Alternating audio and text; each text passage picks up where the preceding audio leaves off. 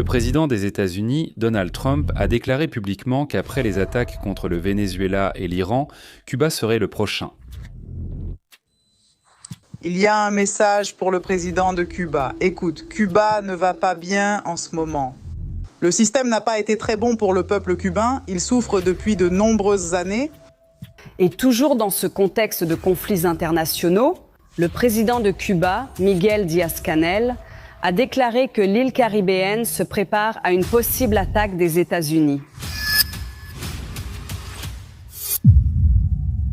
Cette déclaration a aussitôt déclenché une alerte dans la région, car le président cubain, Miguel Díaz-Canel, est confronté à une forte contestation interne et internationale, ce qui accroît la tension sur l'avenir politique de l'île. L'avancée du commandement sud dans la mer des Caraïbes et l'arrivée récente d'un porte-avions américain en Équateur renforcent la perception que les États-Unis préparent une opération militaire de grande envergure.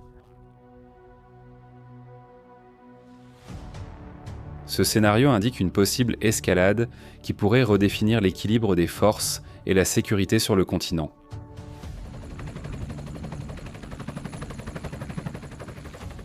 Mais même avec les États-Unis plongés dans la guerre contre l'Iran, le Pentagone serait-il capable de mener une opération militaire à Cuba tout en luttant contre les cartels ? Bienvenue à Vie à la caserne. Les nuits à Cuba sont de plus en plus sombres, les coupures de courant sont quotidiennes. Vous savez quand ça commence, jamais quand ça finit. Vous savez quand ça commence, mais pas quand ça se termine. C'est comme ça. La nuit, dans l'un des quartiers les plus chers de la ville, obscurité totale. Obscurité totale. En visant Cuba comme prochaine cible, Donald Trump renforce une longue histoire d'influence nord-américaine sur l'île, marquée par des embargos économiques et des pressions politiques qui ont traversé des décennies. La motivation actuelle de Trump à évincer Díaz-Canel du pouvoir est liée à la fois à la valeur stratégique de Cuba dans les Caraïbes et à la fragilité interne du régime, qui souffre de crises économiques et de contestations populaires. Les gouvernements cubains ont résisté à l'invasion et à l'ingérence extérieure. Ils ont également échoué à moderniser leur politique et leur économie, maintenant des pratiques rigides qui ont beaucoup nui au peuple cubain. Dans ce contexte, la pression de la Maison-Blanche contre eux. Un terrain fertile exposant comment le manque de modernisation et d'ouverture de la part de la direction cubaine contribue à ce que l'île reste vulnérable aux disputes géopolitiques.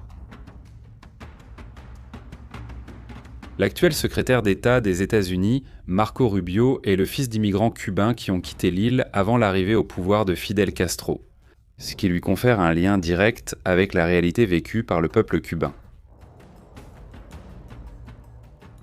Cette origine familiale lui donne une compréhension plus proche des difficultés rencontrées par la population, telles que la répression politique et les crises économiques qui perdurent depuis des décennies, renforçant ainsi sa position en tant que voix influente au sein du gouvernement américain. Pour cette raison, Rubio a servi comme un conseiller important de Donald Trump pour les questions régionales, aidant à formuler des stratégies visant à affaiblir le régime de Miguel Díaz-Canel et à rendre le progrès à la population cubaine. L'action de Rubio combine les intérêts géopolitiques des États-Unis avec un récit personnel de libération de Cuba. Mais cela met aussi en évidence comment les gouvernements qui ont dirigé l'île ont échoué, maintenant le pays dans la misère et sans perspective d'amélioration.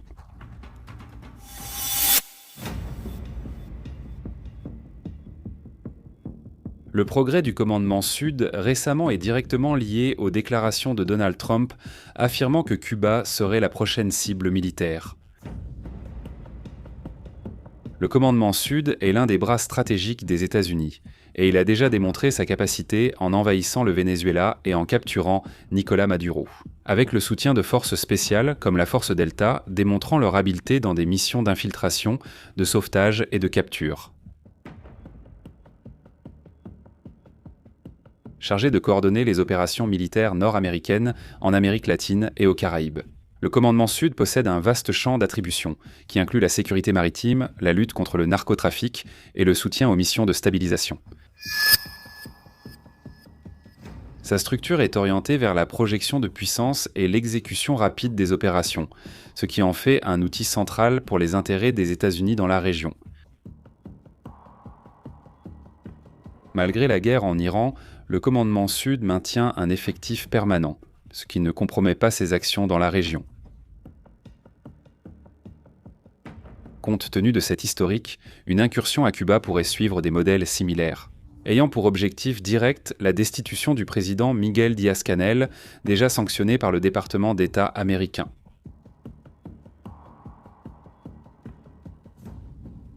La combinaison entre la pression politique et la capacité militaire renforce la possibilité d'une action coordonnée qui modifierait profondément l'équilibre géopolitique dans les Caraïbes.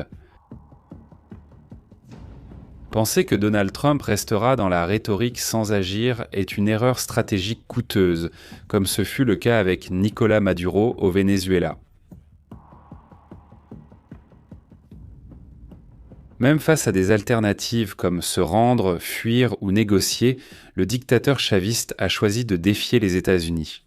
Et il a fini par être capturé, risquant maintenant même une peine de prison à perpétuité. Ce précédent montre que sous-estimer les déclarations des Américains peut être fatal pour les dirigeants qui insistent à résister. Avec les origines cubaines du secrétaire d'État Marco Rubio, la pression sur la Havane devient encore plus forte, puisqu'il connaît de près les problèmes de l'île et agit comme vecteur d'influence au sein du gouvernement américain. Ajouté à l'avancée du bouclier des Amériques contre les cartels dans la région, les États-Unis disposent de moyens pour mener une opération de grande envergure à Cuba.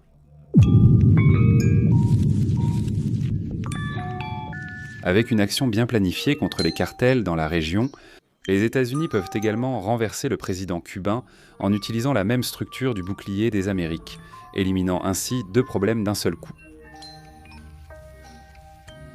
Laissez ici dans les commentaires ce que vous pensez de cette offensive des États-Unis à Cuba et si vous êtes d'accord avec ces actions de Trump dans certains pays de la région.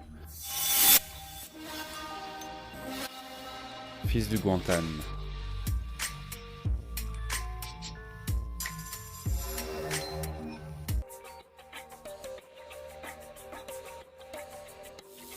Survie à la caserne, vous restez informé de l'actualité militaire. Laissez votre like, abonnez-vous et regardez l'une des vidéos qui s'affichent sur votre écran. En avant, combattants! À la prochaine!